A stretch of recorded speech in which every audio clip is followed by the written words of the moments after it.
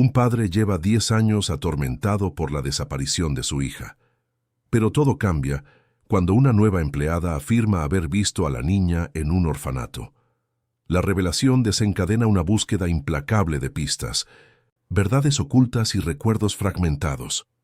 Y cuando la verdad finalmente sale a la luz, ninguna lágrima es capaz de contener la fuerza del amor que resistió al tiempo. Si esta historia te ha interesado, no olvides suscribirte a nuestro canal y decirnos de qué ciudad nos ves. Continuamos. Prometo que esta será la mejor historia que escucharás en tu vida.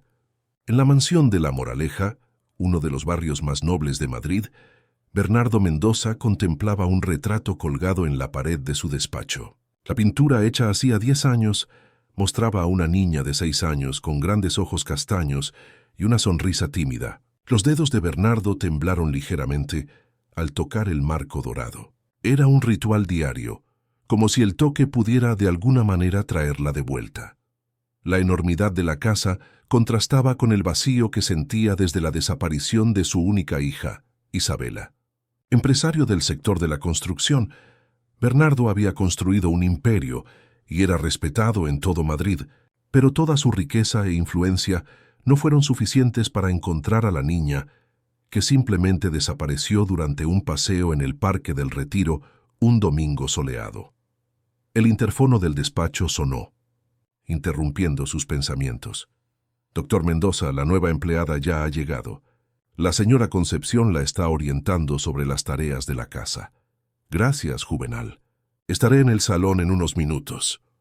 Bernardo se ajustó la corbata y miró una última vez el retrato antes de salir. En el pasillo, las paredes estaban repletas de fotografías de la familia, congeladas en el tiempo. En casi todas ellas, Elena, su esposa, aparecía sonriente al piano con Isabela a su lado. Elena era una pianista talentosa que había abandonado una prometedora carrera internacional para dedicarse a la familia. Tras la desaparición de la hija, la música también desapareció de la casa, y el piano de cola en el salón permanecía cerrado como un monumento al dolor.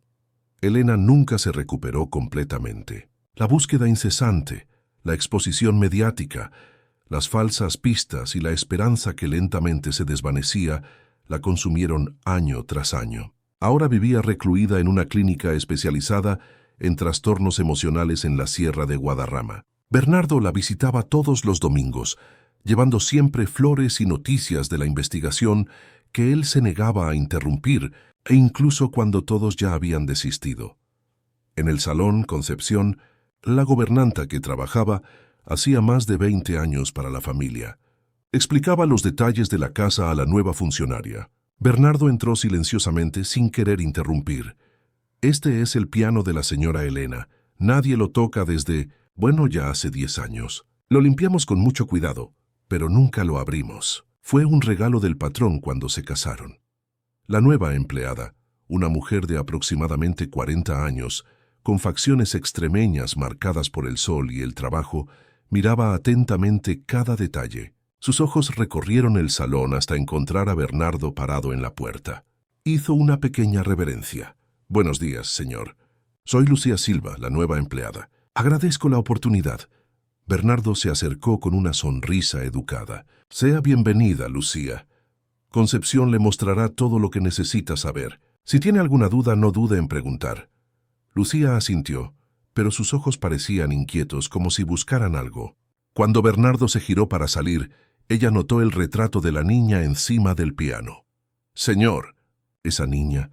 Bernardo se detuvo, girándose lentamente. Era raro que alguien mencionara a Isabela, especialmente empleados nuevos, a quienes se les instruía a no tocar el tema. Es mi hija, Isabela, respondió él con la voz controlada. Pero Concepción lanzó una mirada de advertencia a Lucía. Perdón, señor, pero... Lucía dudó, los ojos fijos en el retrato. Yo conozco a esa niña. El silencio se apoderó del salón. Concepción contuvo la respiración. Bernardo, que ya había escuchado a decenas de personas afirmar haber visto a su hija a lo largo de los años, sintió la habitual opresión en el pecho, esa mezcla de esperanza y escepticismo. Lucía, por favor. Concepción intervino, pero Bernardo levantó la mano, silenciándola. ¿Cómo que conoce a mi hija? Lucía se acercó al retrato, las manos temblorosas. Yo trabajé durante 5 años en un orfanato en Toledo, Castilla-La Mancha. Esa niña estuvo allí. Llegó cuando tenía unos 6 o 7 años. Allí la llamaban Manuela, pero nunca creí que fuera su nombre verdadero. Ella siempre decía que su padre vendría a buscarla un día. Bernardo sintió que las piernas le flaqueaban. Se sujetó al respaldo de un sillón. ¿Cuándo fue eso? ¿Por cuánto tiempo estuvo allí? ¿Dónde está ahora? Lucía bajó los ojos. Llegué allí en 2014 y ella ya estaba en el orfanato. Me quedé hasta 2019.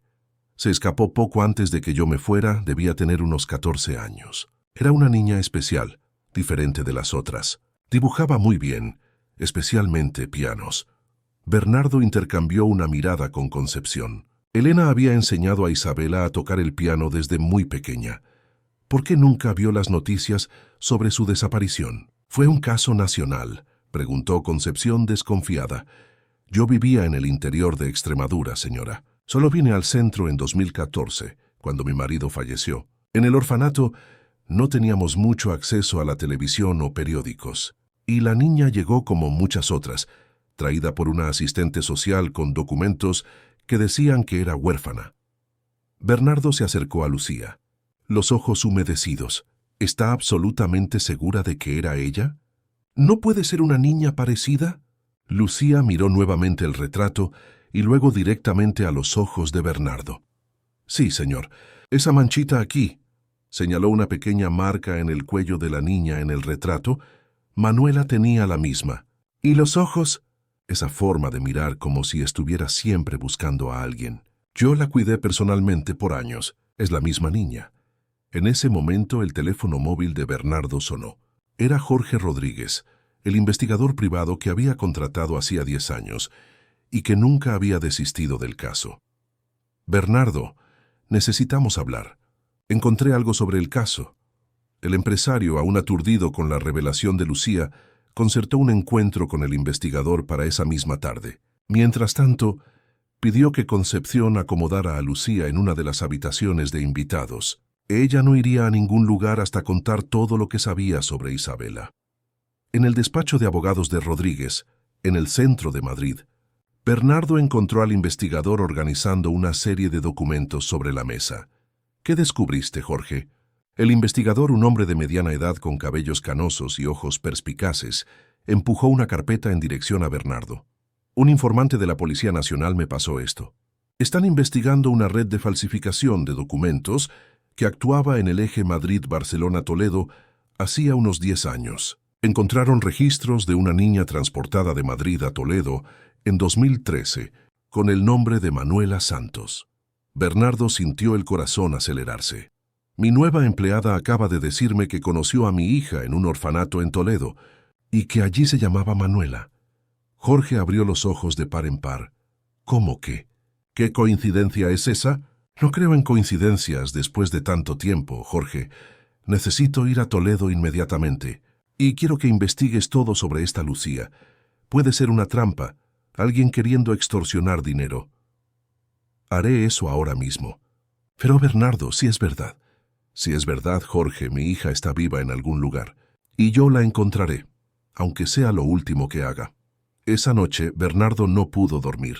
Las palabras de Lucía resonaban en su mente, mezclándose con los recuerdos de la última vez que vio a Isabela. La niña corría delante de él en el parque, los cabellos castaños ondeando al viento. Él se distrajo atendiendo una llamada de trabajo por solo unos minutos. Cuando miró de nuevo, ella había desaparecido. Al día siguiente, Bernardo, Jorge y Lucía embarcaron en un helicóptero particular con destino a Toledo. Durante el vuelo, la extrabajadora del orfanato contó todo lo que sabía sobre la niña llamada Manuela, cómo había llegado traumatizada casi sin hablar, cómo se negaba a aceptar el nombre que le habían dado, cómo dibujaba obsesivamente pianos y a un hombre de traje, y cómo un día simplemente desapareció, dejando solo un dibujo con la frase «Mi padre me encontrará». Por primera vez en 10 años, Bernardo se permitió sentir algo más allá del dolor. Era esperanza, frágil como la llama de una vela, pero suficiente para iluminar la oscuridad que habitaba su corazón desde el día en que Isabela desapareció. El orfanato, Nuestra Señora de la Esperanza, quedaba en las afueras de Toledo, en un área que ya fue rural y ahora comenzaba a ser engullida por la expansión urbana. El edificio antiguo, construido en la década de 1950, había sido cerrado hacía 2 años por falta de recursos y problemas estructurales. Mientras el helicóptero sobrevolaba la región, Bernardo conseguía ver la construcción abandonada con su patio interno y las ventanas rotas. Aterrizaron en un campo cercano y un coche alquilado ya los esperaba. Jorge había hecho contacto con la última directora del orfanato, hermana Concepción, que había accedido a encontrarlos en el lugar. Cuando llegaron, la monja anciana ya estaba allí, acompañada de un muchacho que cargaba un gran manojo de llaves. «Señor Mendoza, yo soy la hermana Concepción. Recibí la llamada de su investigador. Es un honor conocerlo personalmente. Su trabajo filantrópico es conocido incluso aquí en el interior». Bernardo estrechó la mano de la monja con respeto. Sus donaciones a instituciones de caridad, especialmente aquellas que cuidaban de niños, habían aumentado exponencialmente después de la desaparición de Isabela. «El honor es mío, hermana. Esta es Lucía, que trabajó aquí por algunos años». La monja sonrió al reconocer a la extrabajadora. «Lucía, ¿cuánto tiempo? Usted se fue poco antes del cierre, ¿verdad? Fue una pena, pero la diócesis no pudo seguir manteniendo el lugar funcionando».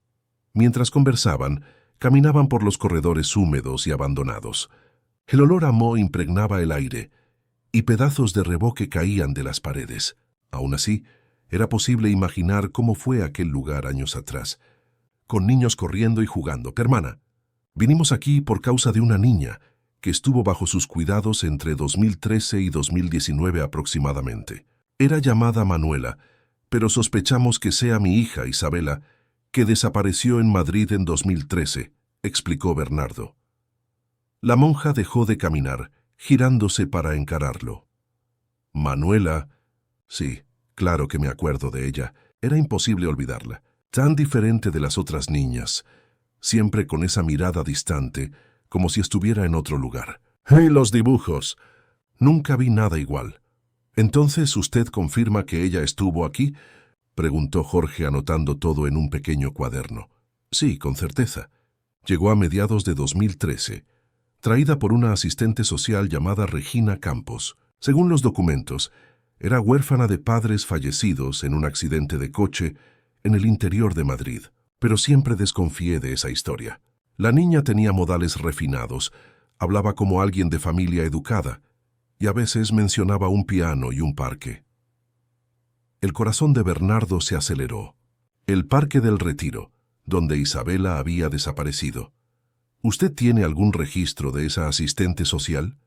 ¿O los documentos de la niña? Hermana Concepción hizo un gesto para que la siguieran. Cuando el orfanato cerró, transferimos la mayoría de los registros a la diócesis, pero mantuve algunos archivos de las niñas que más me marcaron, incluyendo a Manuela. Vengan a mi antiguo despacho. El despacho de la directora, aunque abandonado como el resto del edificio, aún mantenía algunas estanterías con carpetas y libros. La monja rebuscó en un cajón y retiró una carpeta amarillenta. «Aquí está. Son los documentos de entrada y algunas anotaciones sobre su progreso durante los años». Jorge tomó la carpeta y comenzó a examinarla con atención profesional. «Estos documentos son claramente falsos», dijo después de algunos minutos. «La firma del juez del juzgado de menores no corresponde, y hay inconsistencias en el número de registro. Y la asistente social, esa Regina Campos. ¿Usted la vio otras veces?», preguntó Bernardo. «Solo 2 o 3 veces en los primeros meses. Después, nunca más apareció. Intenté contactarla algunas veces para discutir el comportamiento peculiar de Manuela, pero el número que dejó nunca atendió». Lucía, que había estado silenciosa hasta entonces, tocó el brazo de la monja. «Hermana, ¿usted se acuerda de los dibujos de Manuela? ¿Esos del piano y del hombre de traje?». La monja asintió, los ojos brillando con el recuerdo. ¿Cómo podría olvidarlos? Dibujaba al mismo hombre decenas de veces, y siempre decía que era su padre, que un día él vendría a buscarla. Las otras niñas se reían, Decían que ella estaba inventando, que era huérfana como todos. Pero ella nunca dudó. ¿Usted tiene alguno de esos dibujos?, preguntó Bernardo, la voz temblorosa. Cuando ella se escapó, dejó la mayoría de los dibujos atrás. Guardé algunos en una carpeta. Deben estar aquí en algún lugar. La monja rebuscó en otra gaveta y retiró una carpeta de plástico desgastada. Dentro había varios dibujos hechos a lápiz y ceras. Bernardo tomó el primero con manos temblorosas. Era claramente el dibujo de un piano de cola, muy similar al que tenía en su salón. En el segundo dibujo había un hombre de traje sosteniendo la mano de una niña pequeña. El tercero mostraba una casa grande con muchas ventanas, parecida a su mansión en La Moraleja. Dios mío. Es Isabela. Estaba intentando recordar, intentando volver a casa, susurró Bernardo, las lágrimas resbalando por su rostro. Jorge examinó los dibujos con atención. No hay duda, Bernardo. El estilo, los detalles, son compatibles con dibujos que Isabela hacía antes de desaparecer. Hermana, dijo Lucía, ¿usted se acuerda de cuándo exactamente Manuela desapareció de aquí? ¿Y cómo? La monja cerró los ojos intentando recordar. Fue en marzo de 2019. Estaba a punto de cumplir 15 años. Yo había salido para resolver asuntos en la diócesis, y cuando volví, la hermana Dulce me informó que Manuela no estaba en ningún lugar. Buscamos por todas partes. Comunicamos a las autoridades, pero ella nunca fue encontrada. Sospeché que se había escapado. Estaba cada vez más inquieta. Decía que necesitaba encontrar su verdadero hogar, que había un muchacho, hijo de un agricultor de la región, que a veces venía a visitarla. ¿Un muchacho?, preguntó Bernardo alarmado. Sí, Santiago Reséndez. Su padre era uno de los benefactores del orfanato. Santiago tenía unos 18 años en la época y venía como voluntario los fines de semana. Él y Manuela desarrollaron una amistad cercana. Sospeché que él pudo haber ayudado en la fuga. Jorge anotó el nombre rápidamente. Esa familia Reséndez aún vive en la región. Emma tienen una finca a unos 20 kilómetros de aquí. Son productores de leche, bien conocidos en la región. Bernardo ya se dirigía a la salida. Necesitamos hablar con ese muchacho inmediatamente. Antes de salir, la monja sujetó el brazo de Bernardo. Señor Mendoza, si Manuela es realmente su hija, quiero que sepa que durante todos esos años ella nunca dejó de creer que volvería a casa. Había una fuerza en esa niña que yo nunca vi en ninguna otra. Bernardo abrazó a la anciana con cariño. Gracias por cuidarla, hermana. Prometo que, si la encontramos, traeré a Isabela para que le agradezca personalmente. La finca Reséndez era una propiedad extensa y bien cuidada. La casa principal, construida al estilo colonial, quedaba en la cima de una colina, rodeada por pastos verdes donde el ganado pastaba tranquilamente.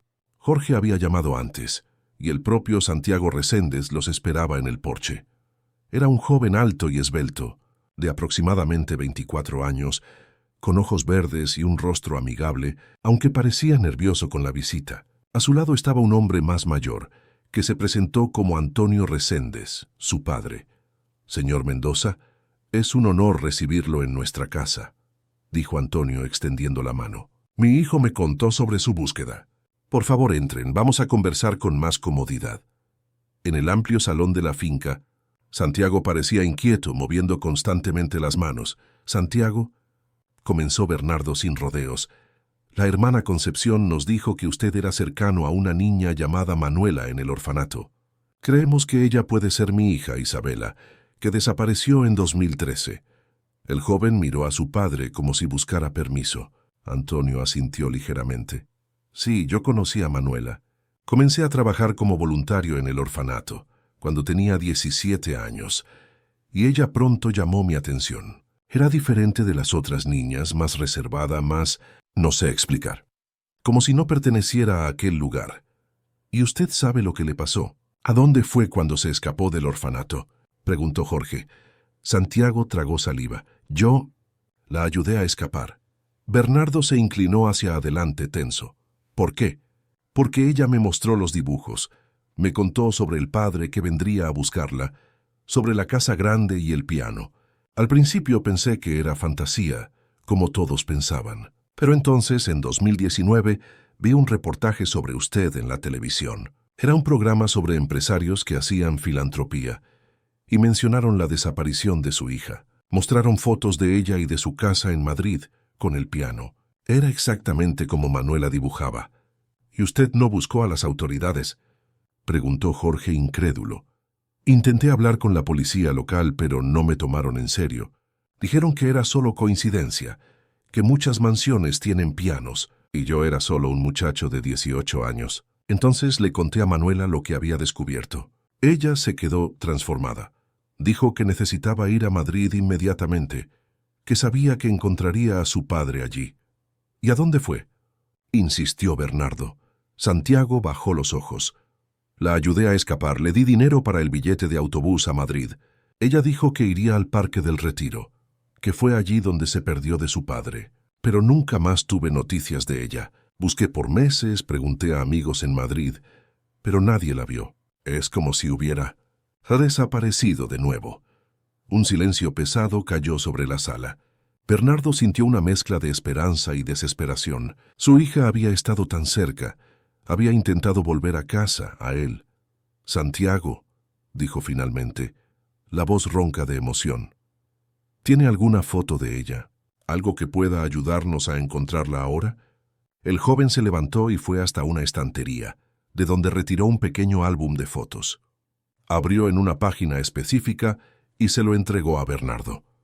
Tomé esta en la Navidad de 2018, durante la fiesta del orfanato. La fotografía mostraba un grupo de adolescentes alrededor de un árbol de Navidad.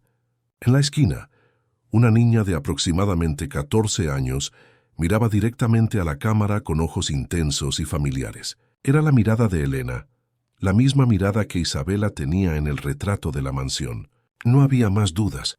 Es ella, susurró Bernardo, pasando la foto a Jorge y Lucía. Es mi Isabela. Santiago se acercó, visiblemente emocionado. Señor Mendoza, realmente lo siento mucho por no haber hecho más. Si yo hubiera sabido cómo encontrarlo. Directamente, Bernardo puso la mano en el hombro del muchacho. Usted hizo más que cualquier otro en todos estos años.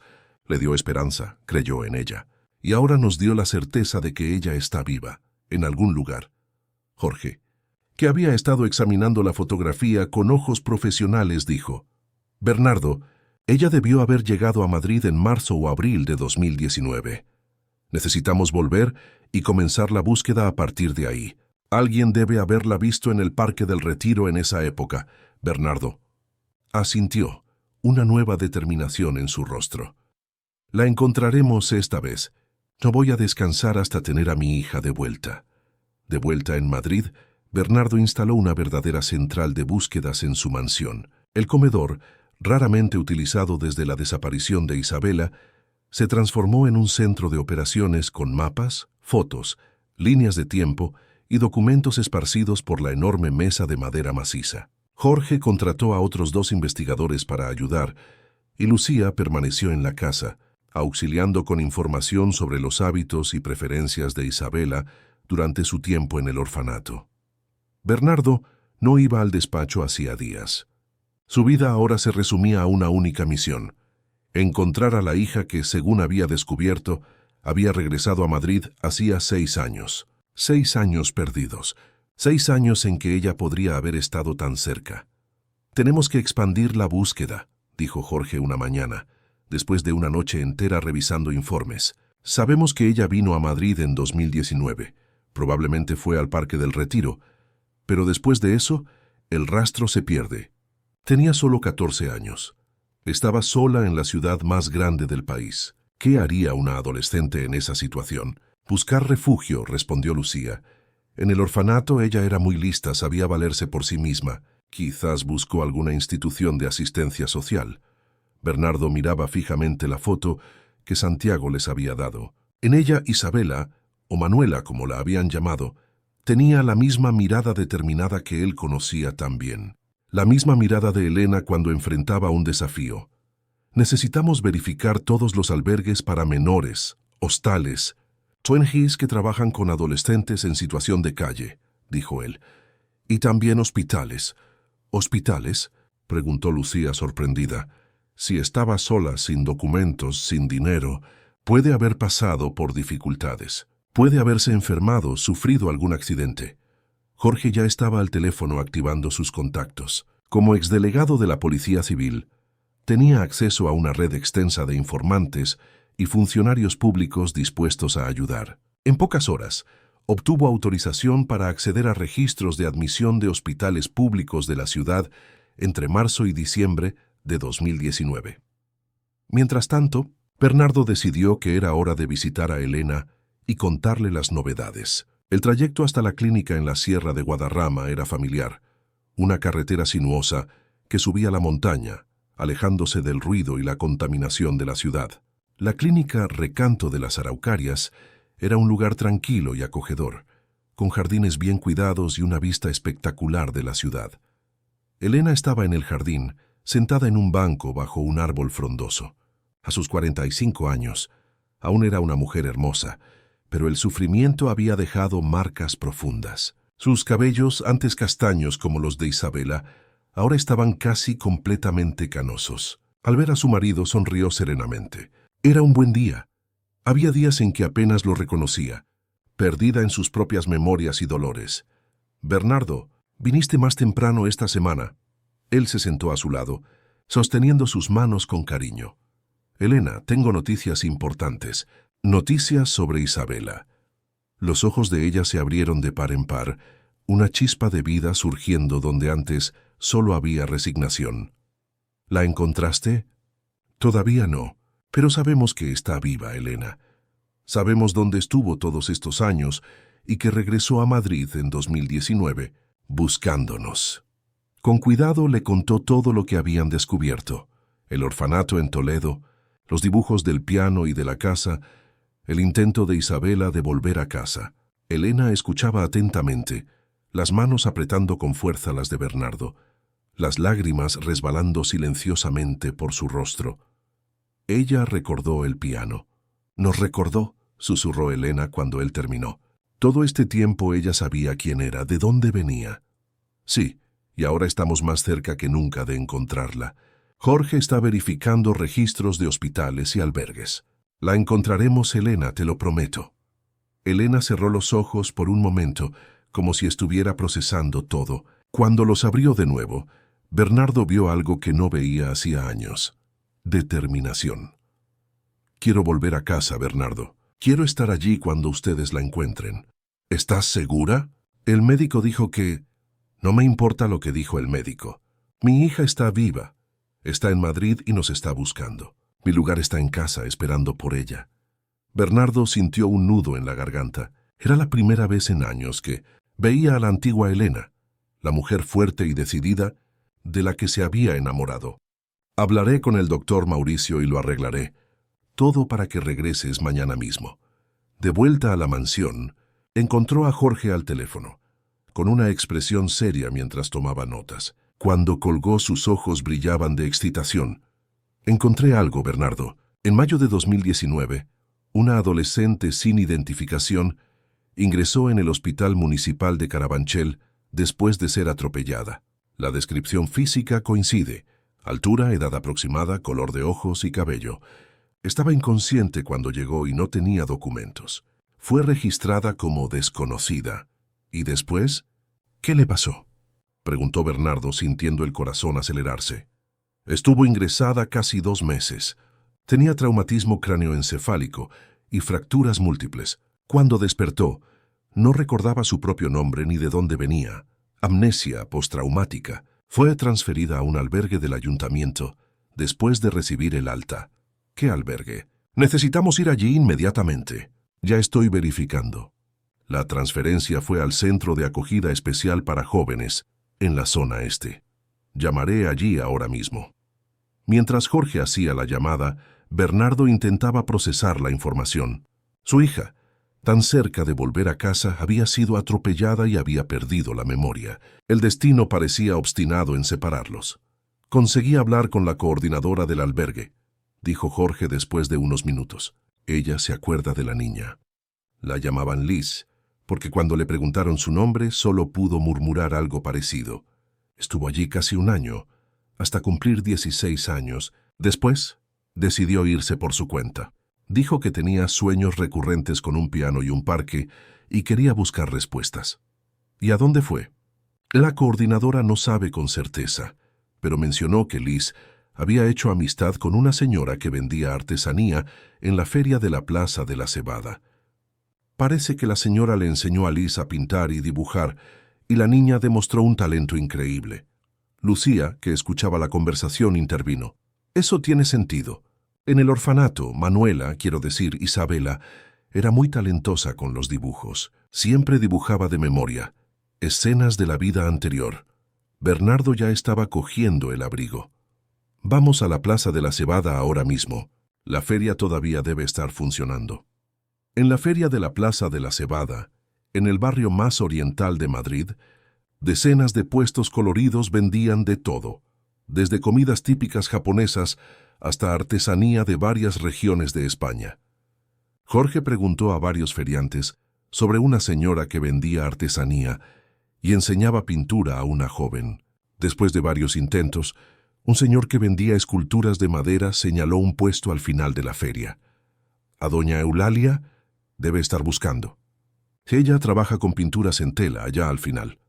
Eulalia era una señora de aproximadamente 70 años, de origen nipón, con cabellos blancos recogidos en un moño tradicional. Su puesto estaba repleto de telas pintadas a mano, pañuelos, chales y paneles con motivos florales delicados. «Buenas tardes», saludó Bernardo. «Estamos buscando información sobre una joven llamada Liz que aprendió a pintar con usted hace algunos años». Los ojos de la señora se entrecerraron con desconfianza. «¿Y quiénes son ustedes?» Bernardo dudó. ¿Cómo explicar toda aquella historia compleja? «Mi nombre es Bernardo Mendoza. Esta joven, creo que es mi hija, Isabela, que desapareció cuando tenía 6 años. Llevo buscándola 10 años». Algo en el rostro o en la voz de Bernardo debió haber convencido a la señora, pues su expresión se suavizó. «Liz. Sí, la conocí. Una niña muy especial, con un talento natural para la pintura. Llegó aquí perdida, confusa, sin recordar bien su pasado. Solo fragmentos, sueños. Hablaba de un piano, de una casa grande, de un hombre que la buscaba». «¿Y dónde está ahora?», preguntó Jorge, intentando controlar la impaciencia de Bernardo. «Ella se quedó conmigo casi 2 años. Yo le enseñé a pintar y ella me ayudaba en el puesto. Vivíamos juntas en mi pequeño apartamento aquí cerca. Pero entonces, el año pasado ella decidió que necesitaba encontrar respuestas sobre su pasado. Dijo que iría a buscar en la región de La Moraleja, porque tenía sueños recurrentes con una casa grande en aquel barrio». Bernardo sintió que las piernas le flaqueaban. Su hija había estado buscándolo, siguiendo los fragmentos de memoria que le quedaban. ¿Y usted sabe a dónde exactamente fue? Ella consiguió un trabajo como niñera en una casa en El Viso, para una familia llamada Almeida.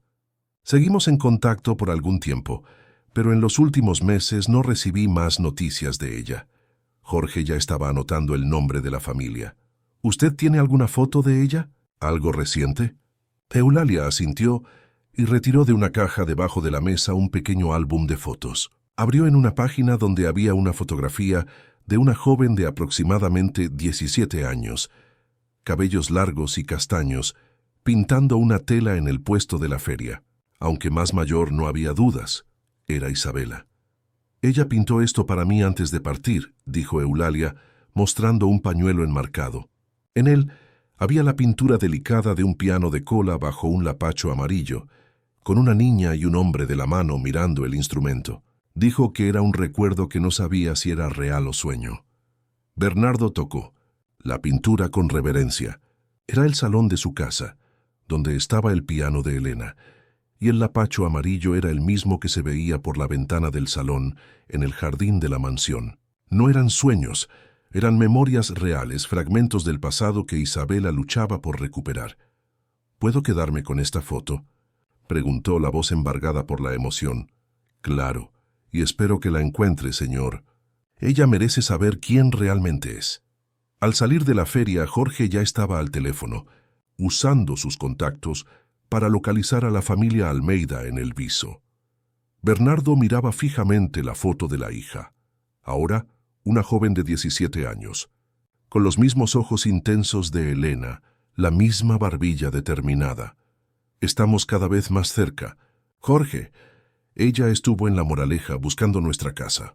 Estuvo tan cerca y la encontraremos ahora, Bernardo. Ella no va a desaparecer de nuevo.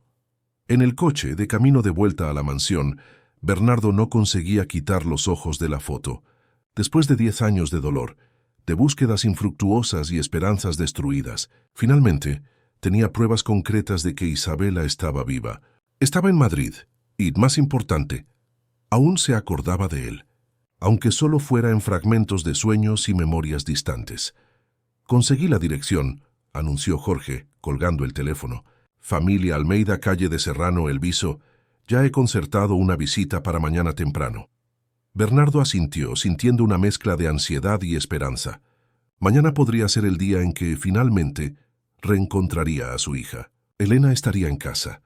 El piano sería abierto de nuevo, la música volvería. La familia estaría completa otra vez. La traeremos a casa, murmuró para sí mismo, mirando la foto de Isabela. Esta vez la traeremos a casa. La mañana estaba clara y fresca cuando Bernardo y Jorge llegaron a la residencia de los Almeida, una casa elegante de 2 pisos en una calle arbolada de El Viso.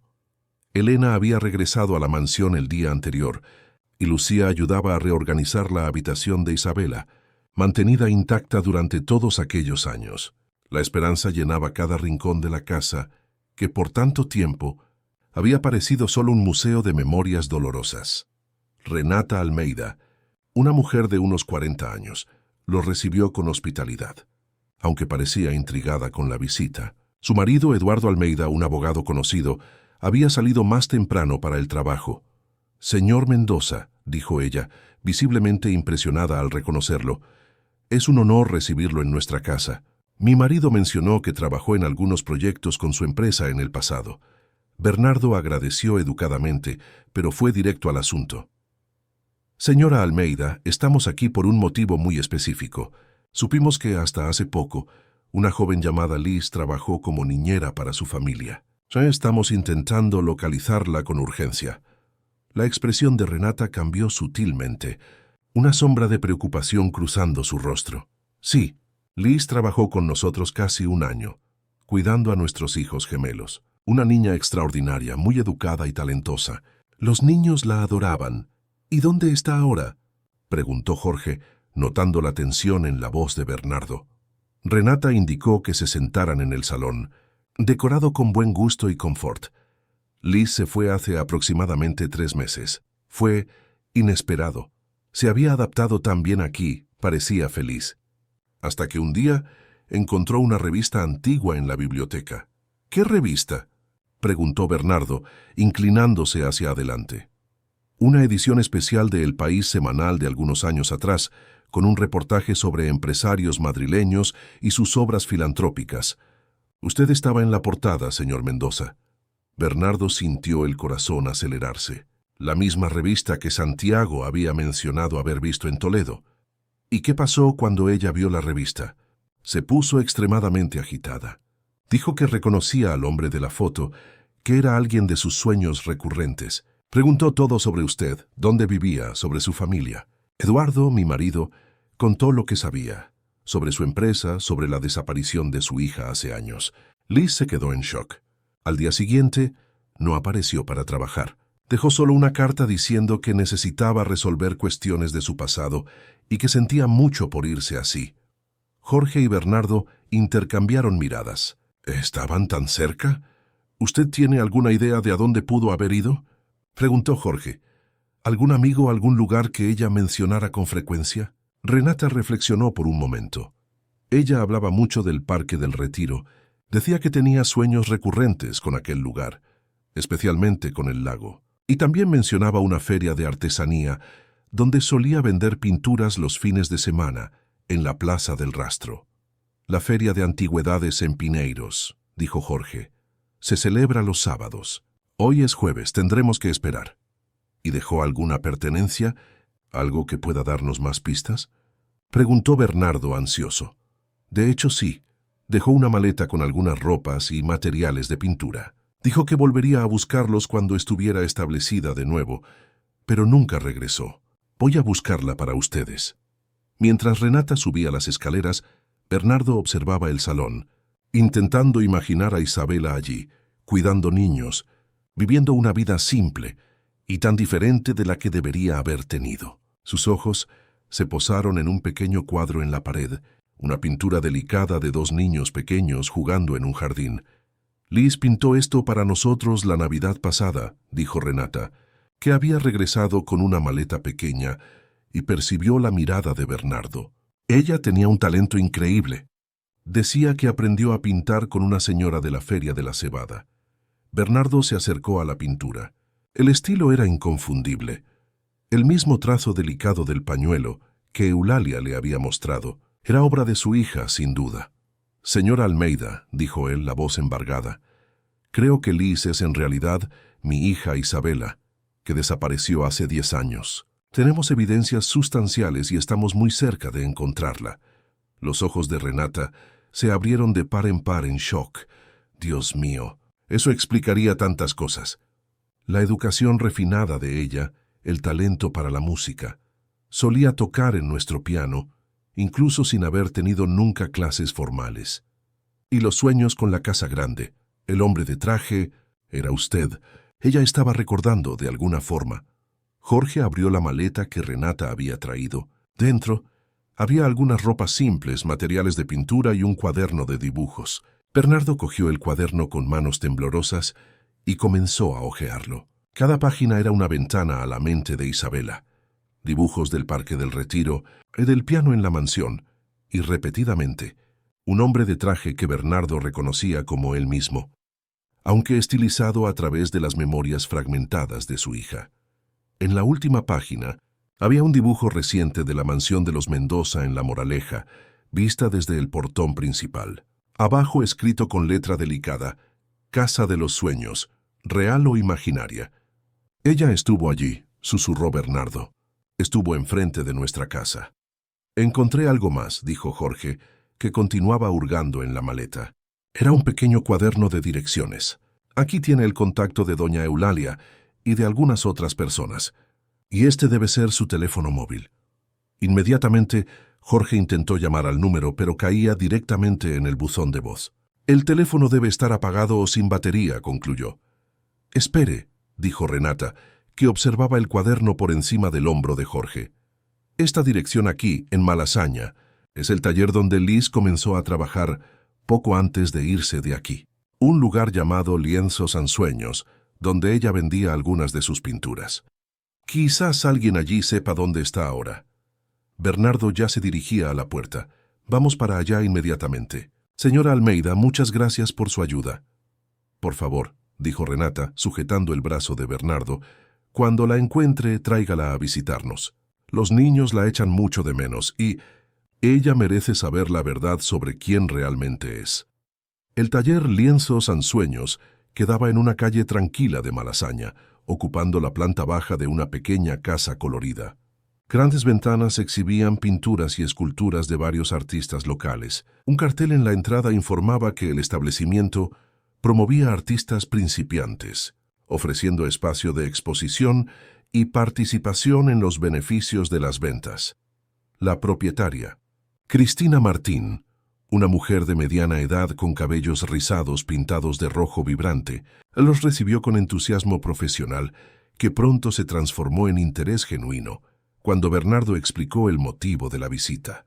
«Liz, claro, una de nuestras artistas más prometedoras. Sus pinturas tienen una calidad etérea, como memorias transformadas en imágenes. Se venden muy bien, especialmente las de la serie Fragmentos, que son estas de aquí». Señaló una pared donde estaban expuestas 5 pinturas de tamaño mediano. Cada una mostraba una escena fragmentada: el reflejo del sol en un lago, un piano visto a través de una ventana empañada, una mano masculina sosteniendo la mano pequeña de una niña, un lapacho amarillo contra un cielo azul, y finalmente, la silueta de una mansión al atardecer. Bernardo se acercó a las pinturas, sintiendo el corazón encogerse. Cada una de ellas era una memoria de Isabela, preservada a pesar de todo el trauma, de toda la confusión. ¿Dónde está ahora? Necesitamos encontrarla con urgencia. Cristina frunció el ceño, pensativa. Liz no aparece hace algunas semanas. La última vez que estuvo aquí, estaba muy agitada. Dijo que había descubierto algo importante sobre su pasado, que necesitaba investigar. Mencionó un empresario famoso que podría ser su padre. Soy yo, dijo Bernardo. Tengo pruebas sustanciales de que Liz es en realidad mi hija Isabela, que desapareció hace 10 años. Estamos muy cerca de encontrarla. Los ojos de Cristina se abrieron de par en par. Dios mío, entonces era verdad. Pensé que podía ser solo. Bueno, Liz siempre tuvo esos sueños, esas memorias fragmentadas. Los médicos dijeron que era normal después del traumatismo craneal, que ella podría crear falsas memorias para llenar los vacíos. No son falsas memorias, afirmó Jorge. Tenemos pruebas concretas de que ella es Isabela Mendoza. Ahora necesitamos encontrarla urgentemente. ¿Usted tiene alguna idea de dónde pueda estar? Cristina dudó por un momento. Ella alquiló un pequeño estudio aquí cerca, en la calle de La Palma. Es un edificio antiguo, donde varios artistas viven y trabajan. Apartamento 302. Fui allí una vez para llevar algunos materiales. Es un lugar simple, pero ella lo transformó con sus pinturas. Bernardo ya se dirigía a la puerta, pero Jorge lo detuvo. Espere, hay algo más que necesitamos saber. ¿Liz mencionó alguna vez cómo fue a parar al orfanato? ¿O cómo era su vida antes del accidente? Cristina negó con la cabeza. Ella hablaba muy poco sobre el período antes del accidente. Decía que eran solo flashes, impresiones, pero mencionó una vez que tenía sueños recurrentes con una mujer de bata blanca, que la llevaba lejos. Siempre despertaba angustiada de esos sueños. Jorge anotó la información. Una mujer de bata blanca. Puede ser la tal Regina Campos, la falsa asistente social que la llevó al orfanato. Y mencionó planes recientes. ¿A dónde pudo haber ido en las últimas semanas? Insistió Bernardo. Estaba ahorrando para un viaje a Segovia. Decía que tenía sueños con una ciudad de cuestas e iglesias antiguas, y sentía que podría encontrar respuestas allí. Jorge y Bernardo intercambiaron miradas confusas. Segovia no tenía ninguna conexión conocida con la historia de Isabela. Gracias por la información. Vamos a verificar su estudio ahora mismo, dijo Jorge. Antes de salir, Cristina sujetó el brazo de Bernardo. Señor Mendoza, si Liz es realmente su hija, ella es una persona increíble. Talentosa, amable, determinada. A pesar de todo lo que pasó, nunca perdió la esperanza de encontrar su lugar en el mundo. Bernardo sintió los ojos humedecerse. Gracias por cuidarla, por darle un espacio para expresar su talento. Cuando la encontremos, me gustaría mucho que viniera a nuestra casa para ver sus pinturas expuestas adecuadamente. El edificio en la calle de La Palma era exactamente como Cristina había descrito. Antiguo, con una fachada descolorida, pero con un encanto artístico inconfundible.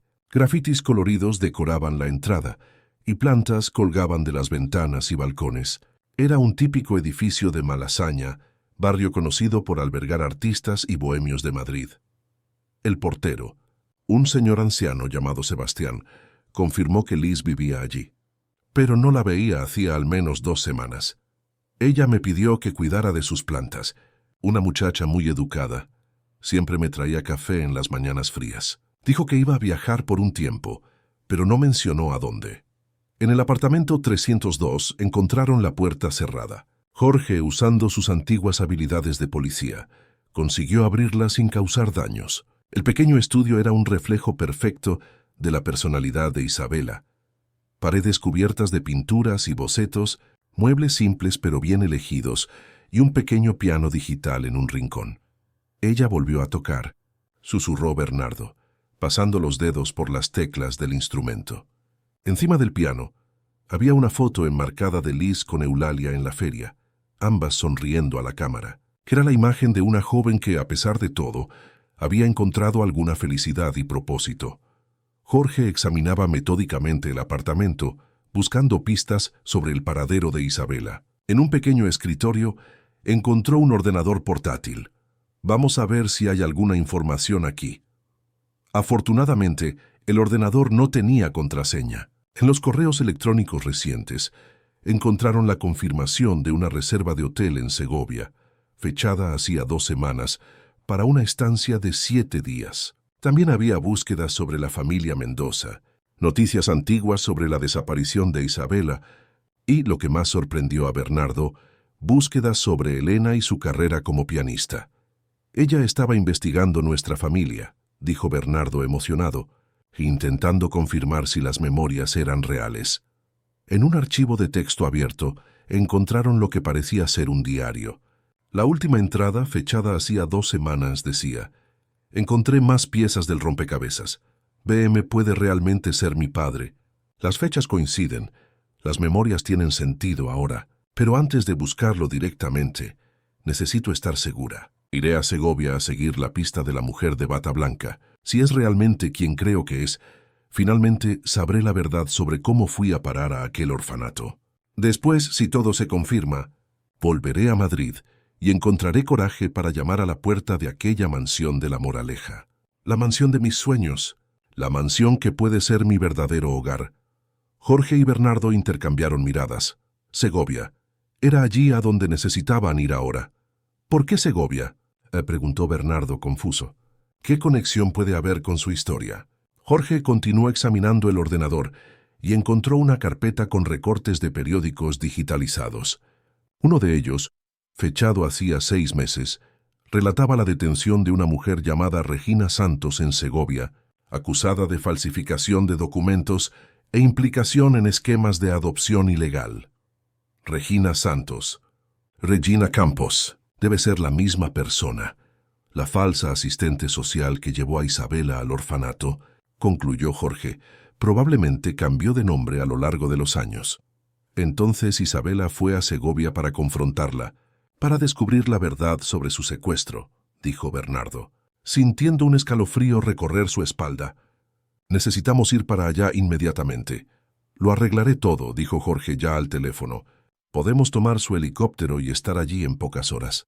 Mientras Jorge organizaba el viaje, Bernardo continuó explorando el pequeño estudio, absorbiendo cada detalle de la vida que su hija había construido por su cuenta, contra todas las probabilidades. En un rincón, encontró un lienzo inacabado. Era el retrato de una mujer al piano, de espaldas, con largos cabellos castaños. Reconoció inmediatamente a Elena, exactamente como solía estar cuando tocaba en el salón de la mansión. «Ella se acuerda de su madre», susurró para sí mismo, tocando la pintura con reverencia. En la mesita de noche, encontró un pequeño objeto que hizo que su corazón se detuviera por un instante. Una pequeña bailarina de porcelana, idéntica a la que había en la habitación de Isabela en la mansión. Era una pieza de la colección que Elena había iniciado para su hija, traída de Austria durante una gira. Bernardo sostuvo la pequeña bailarina con cuidado, las lágrimas finalmente venciendo su compostura habitual. Era una prueba tangible de que, a pesar de todo, Isabela guardaba recuerdos concretos de su vida antes del secuestro, memorias que ningún trauma o tiempo consiguieron borrar completamente. «La encontraremos, Isabela», prometió en voz baja. «Y esta vez, nada nos separará de nuevo». Segovia, con sus calles de piedra y casonas coloniales, parecía congelada en el tiempo. El helicóptero de Bernardo aterrizó en un campo en las afueras de la histórica ciudad castellana, donde un coche ya los esperaba. Durante el vuelo, Jorge había hecho contactos con la policía local y confirmado que Regina Santos, anteriormente conocida como Regina Campos, estaba detenida en la prisión femenina de la región, esperando juicio por diversos crímenes relacionados con falsificación de documentos y participación en una red de adopciones ilegales. «Conseguí autorización para visitarla», dijo Jorge mientras conducían por las calles empinadas de la ciudad. «Mis contactos en la Policía Nacional facilitaron el proceso. Ella está colaborando con las investigaciones, así que creo que hablará con nosotros». Bernardo apenas escuchaba. Sus ojos recorrían las calles y plazas, buscando en cada rostro femenino los rasgos de Isabela. Según la reserva encontrada en el ordenador, ella debería estar hospedada en la Posada del Mondego, cerca de la Plaza Mayor, en el corazón histórico de la ciudad. «Vamos primero al hotel», decidió. «Quizás ella todavía esté allí o tengan información sobre a dónde fue». La posada del Mondego era una casona colonial restaurada, con vistas privilegiadas a la ciudad. En la recepción, una joven recepcionista confirmó que Liz se había hospedado allí por una semana, pero ya había hecho el check-out hacía 5 días. Ella preguntó sobre la prisión local y sobre una detenida llamada Regina Santos, informó la recepcionista. También preguntó sobre un antiguo hospital psiquiátrico que funcionaba en las afueras de la ciudad hasta hace algunos años. ¿Hospital psiquiátrico?, preguntó Jorge intrigado. Sí, el Instituto Santa Clara. Fue cerrado hace unos 5 años después de denuncias de malos tratos a los pacientes. Ahora está abandonado, pero muchos turistas lo visitan por las leyendas urbanas de que está embrujado. Jorge y Bernardo intercambiaron miradas preocupadas. ¿Por casualidad ella mencionó si iría a visitar ese lugar?, preguntó Bernardo. No específicamente, pero pidió información sobre cómo llegar allí. Dijo que era para un proyecto artístico. Después de agradecer a la recepcionista, decidieron seguir hacia la prisión. El encuentro con Regina Santos podría aclarar la conexión con el hospital psiquiátrico y esperaban revelar el paradero actual de Isabela. La prisión femenina quedaba en las afueras de la ciudad. Después de los procedimientos de seguridad, fueron conducidos a una sala de visitas donde Regina Santos los aguardaba. Era una mujer de aproximadamente 60 años, cabellos canosos, recogidos, en una cola de caballo austera y ojos fríos y calculadores que contrastaban con su apariencia frágil. «Señora Santos», comenzó Jorge, «estamos investigando la desaparición de Isabela Mendoza, ocurrida en Madrid en 2013. Tenemos evidencias de que usted, usando el nombre Regina Campos, llevó a la niña a un orfanato en Toledo en ese mismo año». Regina observó a los 2 hombres en silencio por algunos segundos antes de responder. «Ya di mi declaración completa a las autoridades sobre todos los casos en los que estuve involucrada. ¿Qué más quieren?» «Quiero a mi hija de vuelta», dijo Bernardo inclinándose hacia adelante, los ojos fijos en los de ella. «Quiero saber por qué me la quitó, a quién se la vendió y dónde está ahora». Un destello de reconocimiento pasó por los ojos de la mujer. «Mendoza. El empresario. Sí, ahora me acuerdo. Fue uno de mis primeros trabajos independientes». «¿Qué significa eso?», preguntó Jorge, mientras Bernardo intentaba controlar la rabia que crecía dentro de él. Regina se acomodó en la silla, como si estuviera a punto de contar una historia trivial. «Yo trabajaba como enfermera en el Hospital Santa Clara, aquí en Segovia. Conocí a una pareja, los Santoro, que no conseguía tener hijos y estaba desesperada por adoptar. Ofrecieron una cantidad sustancial por una niña específica, entre 5 y 7 años, sana, de buena familia. Aparentemente, la señora Santoro había visto a la hija de los Mendoza en un reportaje sobre niños prodigio y se obsesionó. Creía que la niña se parecería a la hija que nunca tuvo». Bernardo sintió el estómago revuelto con la frialdad de la mujer. «Entonces usted simplemente la secuestró». «¿En el parque?». «Yo tenía un contacto en la seguridad del Parque del Retiro. Él me informó cuándo la niña estaría allí. Fue sorprendentemente fácil. Los niños se distraen con promesas de helado e historietas sobre animales perdidos». Jorge sujetó el brazo de Bernardo, que parecía a punto de abalanzarse sobre la mesa. «¿Y a dónde la llevó después?». «¿Directamente a los Santoro?». «No, primero al Hospital Santa Clara. Necesitábamos mantenerla sedada por algunos días hasta que las cosas se calmaran en Madrid. Después, cuando me di cuenta de que los Santoro no tenían estabilidad psicológica para quedarse con la niña, la mujer era bipolar y el marido tenía problemas con la bebida, decidí llevarla al orfanato en Toledo. Creé documentos falsos, inventé una historia sobre padres fallecidos y la dejé allí. Fue más ético». «¿Ético?». Bernardo casi gritó. «Usted destruyó su vida, nuestra vida, por dinero». Regina no demostró remordimiento. «Negocios son negocios. Y yo ya estoy pagando por mis crímenes. ¿Qué más quieren de mí?». «Una joven estuvo aquí recientemente para visitarla», dijo Jorge. «Se llamaba Liz. ¿Habló usted con ella?». Por primera vez la expresión de Regina cambió, mostrando algo parecido a perturbación. «Sí, estuvo aquí hace algunos días. Al principio no la reconocí, Pero entonces ella mostró una cicatriz en la muñeca, resultado de un accidente en el hospital cuando era pequeña. Me di cuenta de que era la niña Mendoza, ahora crecida. Ella quería saber toda la verdad. ¿Y usted le contó?, preguntó Bernardo. Le conté lo que sabía. Sobre los Santoro, sobre el hospital, sobre cómo la llevé al orfanato. Ella estaba extrañamente tranquila. Dijo que estaba uniendo las piezas del rompecabezas de su vida. ¿A dónde fue después? Mencionó que iría al hospital abandonado para ver el lugar donde estuvo antes de ir al orfanato. Dijo que tenía flashes de memoria de una habitación blanca, de personas de bata. Quería confirmar si eran recuerdos reales o solo pesadillas. Jorge ya estaba levantándose. Necesitamos ir a ese hospital ahora mismo. Gracias por su cooperación, señora Santos. Antes de salir, Bernardo se giró hacia la mujer. Una última pregunta. Los Santoro, ¿dónde están ahora? Regina se encogió de hombros. Ambos murieron en un accidente de coche hace muchos años volviendo de Toledo. Irónico, ¿no? La historia falsa que inventé para la niña acabó convirtiéndose en su realidad. En el coche, de camino al hospital abandonado, Bernardo luchaba por procesar todo lo que había oído. El secuestro planeado, el hospital psiquiátrico, la muerte de los mandantes, y en medio de todo eso, Isabela, una niña inocente transformada en mercancía. No puedo imaginar lo que pasó, dijo, más para sí mismo que para Jorge.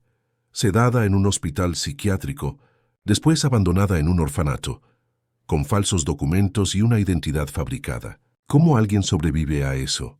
Ella sobrevivió, Bernardo. Y más que eso, ella está buscando la verdad, buscándote a ti. Eso muestra una fuerza increíble. El Instituto Santa Clara quedaba en un área aislada, rodeado por un bosque de eucaliptos. El edificio principal, una construcción imponente de principios del siglo XX, estaba parcialmente en ruinas. Ventanas rotas, paredes desconchadas y un aire de abandono completo dominaban el lugar. ¿Estás seguro de que ella vendría a un lugar como este?, preguntó Bernardo, mientras estacionaban frente a los portones oxidados. Si estaba buscando respuestas sobre su pasado, sí, este lugar forma parte de su historia por terrible que sea. Entraron con cautela. El interior estaba en un estado aún peor. Pasillos oscuros, techo desmoronándose en algunos puntos, equipos médicos obsoletos abandonados por el suelo. Jorge usaba la linterna del teléfono para guiarlos, mientras Bernardo llamaba por el nombre de su hija. Isabela. Liz, ¿estás aquí? Solo el eco respondía, reverberando por las paredes vacías. Siguieron por los pasillos, verificando salas que un día fueron habitaciones de pacientes, consultorios, áreas de tratamiento. En una de ellas, una antigua ala infantil según la placa descolorida, encontraron evidencias de que alguien había estado allí recientemente. Marcas de pisadas en el polvo, una botella de agua a medio terminar, un cuaderno de dibujo. Bernardo cogió el cuaderno con las manos temblorosas. En las primeras páginas había bocetos del exterior del hospital, de las salas vacías, de los pasillos sombríos. Más adelante, dibujos más perturbadores. Una niña pequeña en una cama hospitalaria, personas de bata acercándose con jeringas, una ventana alta por donde entraba un fino rayo de sol. Ella estuvo aquí, dijo Bernardo, dibujando sus memorias, enfrentando sus miedos. Un ruido proveniente de una sala cercana los sobresaltó. Siguieron en dirección al sonido y encontraron una puerta entreabierta al final del pasillo. La luz natural entraba por una ventana rota, iluminando parcialmente el ambiente que un día fue un gran salón de actividades colectivas. En el centro, de espaldas a ellos, una joven estaba sentada en el suelo dibujando en un lienzo. Bernardo se detuvo en la puerta, el corazón latiéndole tan fuerte que parecía que iba a salirse del pecho. La joven tenía largos cabellos castaños, recogidos en una cola de caballo descuidada. Vestía vaqueros, una camiseta simple y zapatillas. A su alrededor, varios lienzos estaban esparcidos por el suelo, todos mostrando escenas del hospital como si estuviera documentando artísticamente el lugar. ¿Isabela?, llamó Bernardo, la voz casi fallando. La joven se congeló, el pincel parado en el aire. Lentamente, se giró para encarar a los recién llegados. Su rostro, El rostro que Bernardo veía todas las noches en sus sueños hacía 10 años estaba ahora delante de él. Los mismos ojos expresivos de Elena, la misma barbilla determinada, pero ahora en un rostro de joven mujer. ¿Quién es usted?, preguntó ella levantándose con cautela, los ojos fijos en Bernardo. Mi nombre es Bernardo Mendoza. Yo soy tu padre, Isabela. La joven parpadeó varias veces, como si procesara la información. Sus manos temblaban visiblemente. ¿Usted es real? ¿No es un sueño? Soy real, hija. Estuve buscándote durante 10 años. Nunca desistí. Isabela, o Liz, como se acostumbrara a ser llamada, dio un paso vacilante en dirección a él, después otro. Sus ojos recorrían cada detalle del rostro de Bernardo, como si lo comparara con las memorias fragmentadas que guardaba. Yo lo dibujé, dijo ella, la voz temblorosa, tantas veces.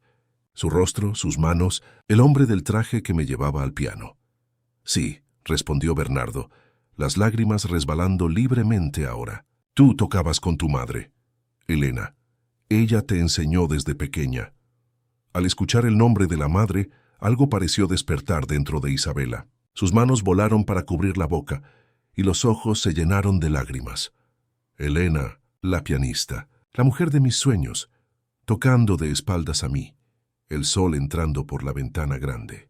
¿Es mi madre? Bernardo asintió, incapaz de hablar. La distancia entre ellos disminuía a cada segundo. El Parque del Retiro, continuó Isabela, como si intentara organizar las memorias en voz alta. Yo corría, usted estaba hablando por teléfono. Alguien me llamó, una mujer de blanco, y después este lugar. Las paredes blancas, el olor a medicina. Fue todo verdad, hija. Fuiste secuestrada aquel día, llevada para acá, después para un orfanato en Toledo. Te buscamos incansablemente, pero nunca conseguimos encontrarte. Estaban ahora a solo unos pasos de distancia. Jorge permanecía discretamente en la puerta, siendo testigo del momento que había ayudado a hacer posible. Yo sabía que era real, dijo Isabela, la voz más firme ahora.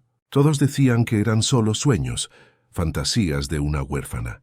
Pero yo sabía que había alguien buscándome. Entonces, en un impulso, ella cubrió la distancia restante y se lanzó a los brazos de Bernardo. El abrazo que había esperado 10 años. El padre sintió el cuerpo de la hija temblar con sollozos, mientras sus propias lágrimas mojaban el cabello de ella. Finalmente te encontré, susurró él, acariciando el cabello de su hija. Finalmente te encontré.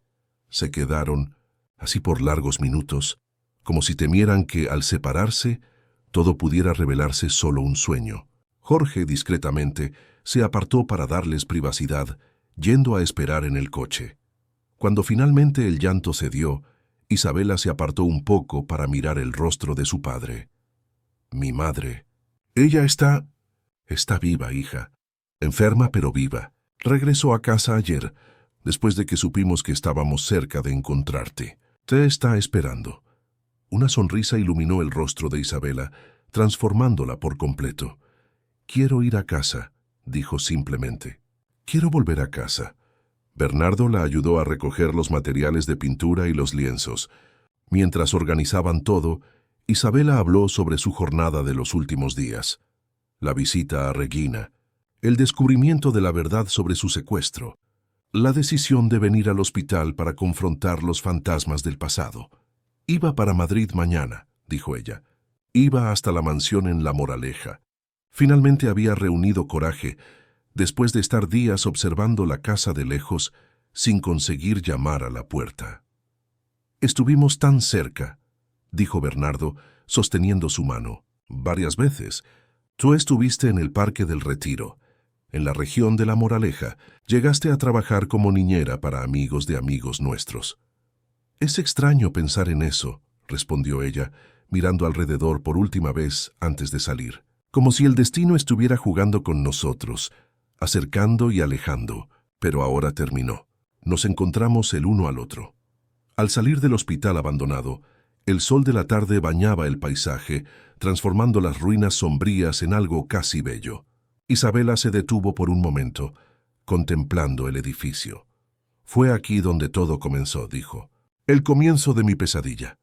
Pero también es aquí donde termina. Ya no soy Manuela, la huérfana inventada, ni Liz, la niña sin pasado. Soy Isabela Mendoza, y estoy volviendo a casa.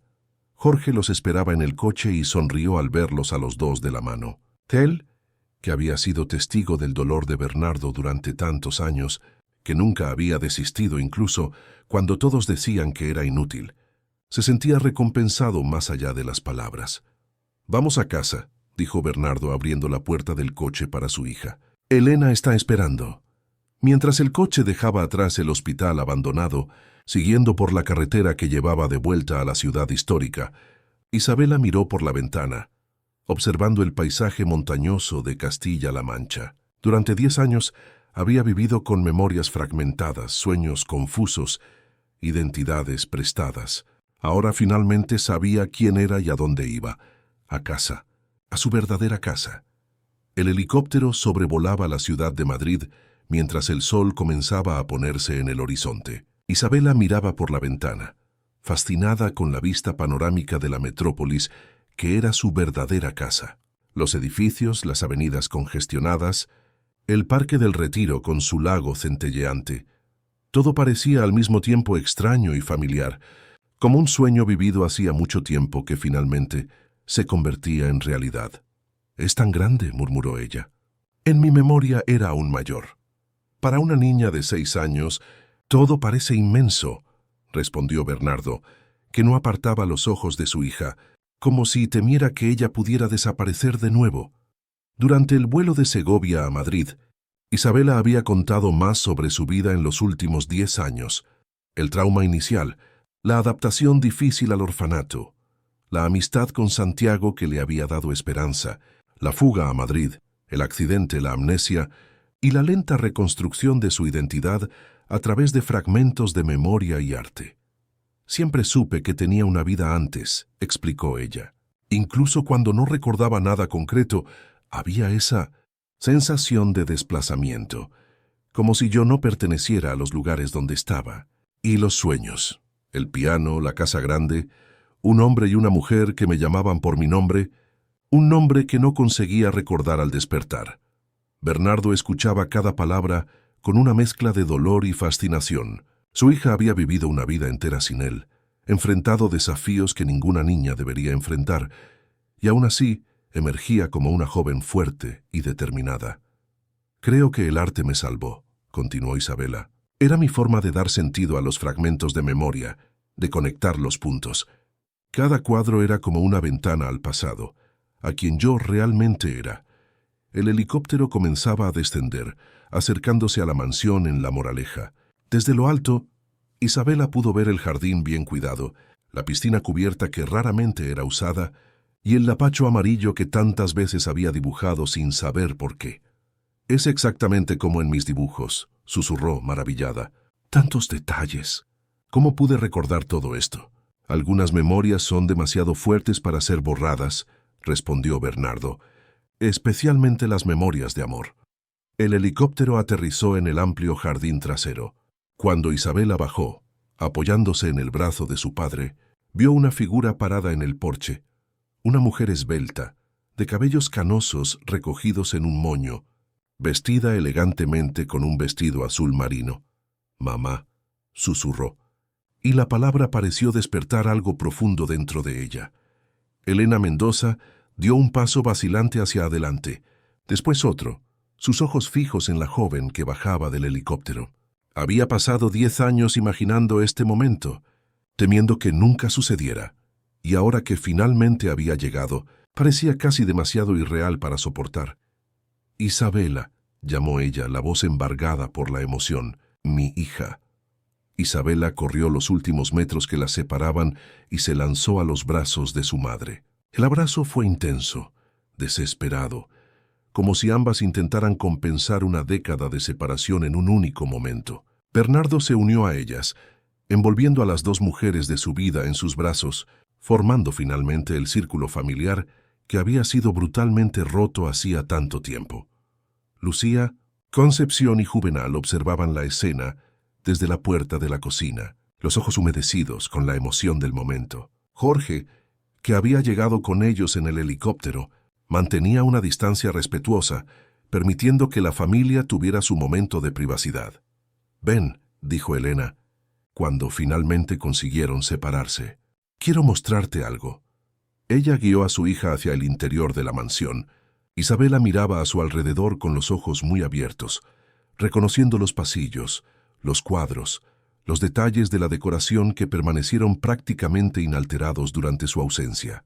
Era como caminar dentro de un sueño recurrente, que por primera vez no se disolvía al despertar. En el salón cubierto por un paño de terciopelo estaba el piano de cola. Elena retiró el paño con un gesto delicado, revelando el majestuoso instrumento que durante tantos años había permanecido silencioso. «¿Te acuerdas?», preguntó Elena, acariciando las teclas con reverencia. Isabela se acercó lentamente, como si magnetizada por el instrumento. Sus dedos tocaron las teclas con vacilación, produciendo notas suaves que resonaron por la sala. Una memoria cristalina emergió. Ella, pequeña, sentada al lado de su madre en este mismo banco, las manos guiadas por las manos mayores y más experimentadas, aprendiendo las primeras notas de Para Elisa de Beethoven. «Me acuerdo», respondió la voz embargada. «Usted decía que yo tenía oído absoluto, que era un talento raro». Elena asintió, las lágrimas resbalando libremente. «Aprendías tan rápido. Era como si la música ya estuviera dentro de ti, solo esperando para salir». Isabela se sentó al piano, ajustando su postura casi instintivamente. Sus dedos se posaron en las teclas y, para su propia sorpresa, comenzaron a moverse por su cuenta, tocando los primeros compases de Para Elisa. La melodía, aunque vacilante y con algunas notas equivocadas, era inconfundible. «¿Cómo puedo recordar esto? Fue hace tanto tiempo», murmuró, maravillada con su propio cuerpo, que parecía recordar lo que su mente había olvidado. «La música nunca nos abandona completamente», respondió Elena, sentándose a su lado en el banco. «Así como el amor». Juntas, madre e hija tocaron los primeros compases de la pieza, las manos de Elena guiando suavemente las de Isabela cuando dudaban.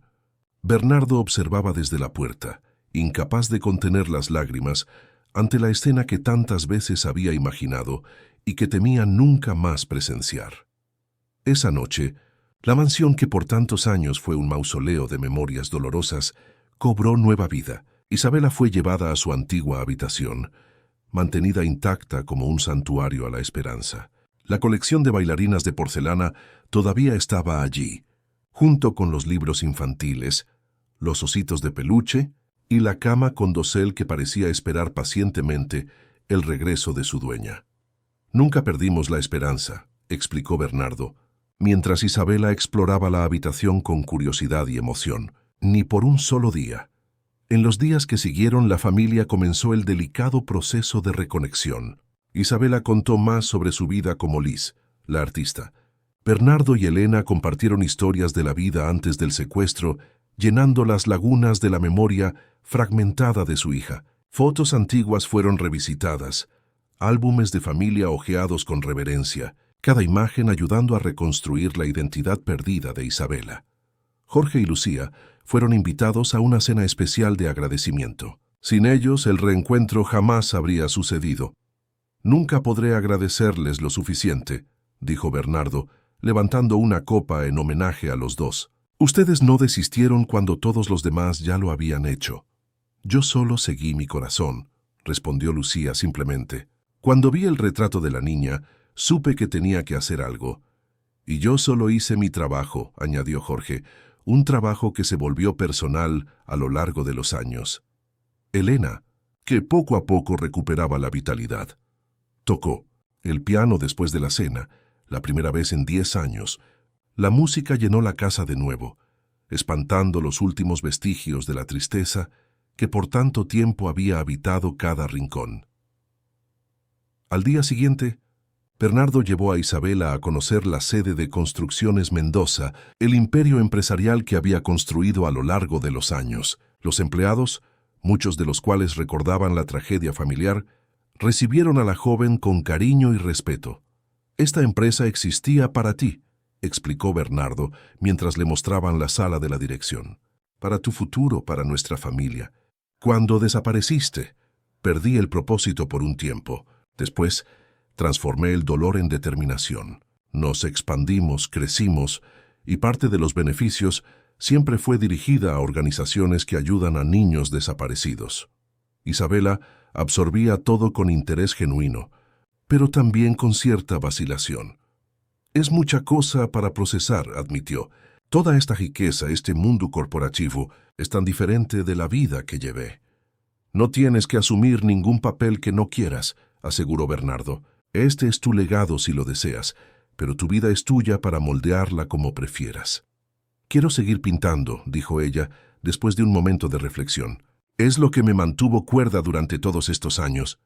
Es como me comunico mejor con el mundo. Entonces serás una artista, concordó Bernardo con una sonrisa. La mejor artista que este país haya visto. En la semana siguiente, mientras la historia del reencuentro comenzaba a circular entre amigos cercanos y familia extendida, Bernardo tuvo una idea.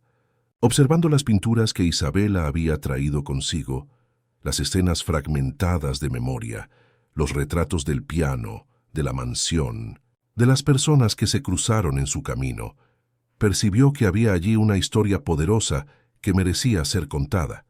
¿Y si hiciéramos una exposición? Propuso durante el desayuno. Una exposición de tus obras, contando tu viaje a través del arte. Isabela, que aún se adaptaba a la idea de tener una familia y un hogar permanente, pareció sorprendida con la sugerencia. Mis pinturas no son nada especiales, protestó. Son solo fragmentos, intentos de entender mi propio pasado. Es exactamente por eso que son extraordinarias, argumentó Elena. Cuentan una historia de pérdida, búsqueda y reencuentro, una historia que puede inspirar a otras familias que aún buscan a sus seres queridos. La idea fue tomando forma en los días siguientes. Bernardo contrató a un curador respetado para organizar la exposición, que se realizaría en una galería prestigiosa en el centro de Madrid. Isabela, inicialmente reacia, comenzó a entusiasmarse con el proyecto, especialmente cuando percibió que podría usar la visibilidad para ayudar a otros niños desaparecidos. Si nuestra historia puede dar esperanza a otras familias, entonces vale la pena compartirla, decidió. La preparación para la exposición se convirtió en un proyecto familiar. Mientras Isabela seleccionaba las obras y creaba algunas nuevas especialmente para el evento, Bernardo cuidaba de la logística y Elena ofrecía soporte emocional e inspiración. La conexión entre los tres, interrumpida brutalmente hacía una década, se fortalecía día tras día.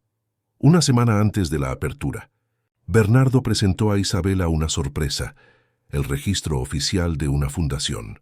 La Fundación Isabela Mendoza, explicó, mostrando los documentos, dedicada a encontrar niños desaparecidos y reunir familias separadas. Una parte de los ingresos de la exposición será destinada a este proyecto, si estás de acuerdo.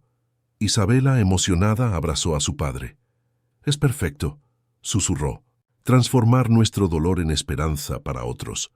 Y hay más, añadió Elena. Contratamos a Lucía como coordinadora de la fundación. Sin ella nunca te habríamos encontrado. Y Jorge aceptó liderar el equipo de investigadores. La noche de apertura de la exposición Fragmentos de Memoria, el viaje de Isabela, fue un éxito rotundo. La élite cultural y empresarial de Madrid asistió en masa, atraída tanto por la calidad artística de las obras como por la historia extraordinaria detrás de ellas. Las pinturas fueron dispuestas en orden cronológico, creando una narrativa visual que comenzaba con los dibujos infantiles del orfanato, pasaba por los paisajes fragmentados del período de amnesia y culminaba en las obras más recientes, retratos vibrantes de su familia reunida. En el centro de la galería, en una posición destacada, estaba el cuadro que Isabela consideraba su obra maestra, una pintura grande y luminosa del momento en que padre e hija se reencontraron en el hospital abandonado, con rayos de sol entrando por las ventanas rotas, transformando un lugar de dolor en escenario de redención. Es extraordinario, comentó un crítico de arte influyente, la forma en que usas luz y sombra para representar memoria y olvido. Hay una sofisticación técnica que trasciende tu juventud. Isabela, vestida con elegancia simple en un vestido azul marino que combinaba con el de su madre, recibía los elogios con gracia, pero su mirada siempre regresaba a sus padres, que permanecían cerca, como si aún temieran perderla de nuevo. Al cierre de la noche, Bernardo dio un discurso emocionado, anunciando oficialmente la creación de la Fundación Isabela Mendoza y su compromiso de ayudar a familias en situaciones similares. Nuestra historia terminó con un reencuentro feliz, dijo él, emocionado, pero sabemos que muchas familias aún viven en la incertidumbre y el dolor. Esta fundación es nuestra forma de transformar 10 años de sufrimiento en esperanza para otros. Y todo comenzó con una empleada valiente que reconoció un rostro en un retrato y no tuvo miedo de decir la verdad, Lucía, que asistía discretamente desde un rincón. Recibió aplausos cálidos cuando Bernardo la llamó al escenario. La mujer simple del interior de Extremadura, que nunca imaginó estar un día en el centro de atención de la alta sociedad madrileña, aceptó el reconocimiento con humildad. «Yo solo hice lo que cualquier persona de buen corazón haría», dijo, la voz temblorosa. Reconocí a una niña que necesitaba volver a casa. Después del evento, cuando la multitud ya se había dispersado y solo la familia y amigos cercanos permanecían, Isabela se acercó al piano que Bernardo había mandado instalar en la galería, especialmente para la ocasión. Se sentó y comenzó a tocar, ya no las notas vacilantes de los primeros días, sino una melodía segura y emocionante. Elena se acercó, reconociendo inmediatamente la pieza, Sueño de amor de Franz Liszt, una de las favoritas que solían tocar juntas antes de la separación. Sin decir una palabra, se sentó al lado de su hija en el banco y comenzó a acompañarla, sus manos danzando sobre las teclas en perfecta armonía, como si los 10 años de separación nunca hubieran existido. Bernardo observaba la escena, el corazón desbordante de gratitud. La música, que por tanto tiempo había estado ausente de su vida, ahora llenaba no solo la galería, sino su alma. El círculo finalmente se había completado. Días después, en la mansión de La Moraleja, la familia comenzaba a establecer una nueva rutina. Isabela, aunque ahora legalmente reconocida como heredera de la fortuna Mendoza, había decidido seguir viviendo de forma relativamente simple. Transformó una de las habitaciones de la mansión en un taller donde pasaba horas pintando, explorando ahora no solo memorias fragmentadas, sino también posibilidades futuras. Elena, revigorizada por el regreso de su hija, volvía lentamente a presentarse en pequeños recitales privados. Su salud mejoraba día tras día, como si la propia presencia de Isabela fuera el remedio que ningún médico había conseguido prescribir. Bernardo, por su parte, reorganizaba sus prioridades. Delegó más responsabilidades en la empresa para poder pasar más tiempo con la familia, que finalmente estaba completa de nuevo. La Fundación Isabela Mendoza se convirtió en su proyecto prioritario, una forma de transformar la tragedia personal en esperanza colectiva. En una tarde soleada, mientras Elena e Isabela tocaban el piano en el salón con las ventanas abiertas al jardín, donde el lapacho amarillo florecía, Bernardo recibió una llamada de Jorge. La fundación había localizado a su primer niño desaparecido, un niño de 8 años que estaba separado de sus padres hacía casi 2 años. «Los padres están de camino al albergue ahora mismo», informó Jorge, la voz vibrante de emoción. «Será el primer reencuentro promovido por la fundación. Estaremos allí», prometió Bernardo, observando por la puerta a su esposa e hija, absortas en la música y la una en la otra, para presenciar el milagro ocurriendo de nuevo. Cuando colgó el teléfono, no contó inmediatamente la noticia. Prefirió quedarse unos minutos solo, observando a Elena e Isabela, grabando la escena en su memoria como un tesoro precioso. Durante 10 años, había vivido en una casa silenciosa y vacía, acechada por la ausencia. Ahora el sonido del piano y de las risas de su hija llenaban cada rincón, trayendo vida a los espacios que por tanto tiempo parecieron solo contener ecos del pasado. «Papá», llamó Isabela, notando su presencia en la puerta. «¿Está todo bien?» Bernardo sonrió, los ojos brillando de emoción y gratitud. «Está todo perfecto ahora», respondió uniéndose a ellas. Absolutamente perfecto.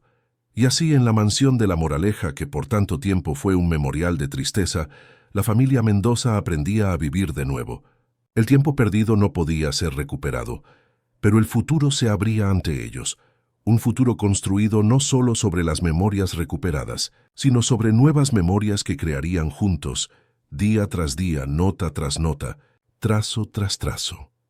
Porque la verdad que Isabela había descubierto en su viaje y que ahora compartía a través de su arte, era simple y profunda. Incluso en las historias más dolorosas siempre existe la posibilidad de un nuevo capítulo. Un capítulo de reencuentro, de curación, de nuevo comienzo. Fin de la historia. Queridos oyentes, esperamos que la historia de Bernardo, Elena e Isabela haya tocado sus corazones. Para continuar esta jornada emocional, hemos preparado una lista de reproducción especial con historias igualmente cautivadoras. Encuéntrenla aquí, haciendo clic a la izquierda de la pantalla. Si les ha gustado esta historia de amor y reencuentro, no olviden suscribirse a nuestro canal y darle like al video. Todos los días traemos historias únicas que exploran la complejidad de la vida. No se pierdan nuestros próximos contenidos. Los esperamos en los comentarios, contándonos cuál momento de esta historia les emocionó más. Hasta la próxima.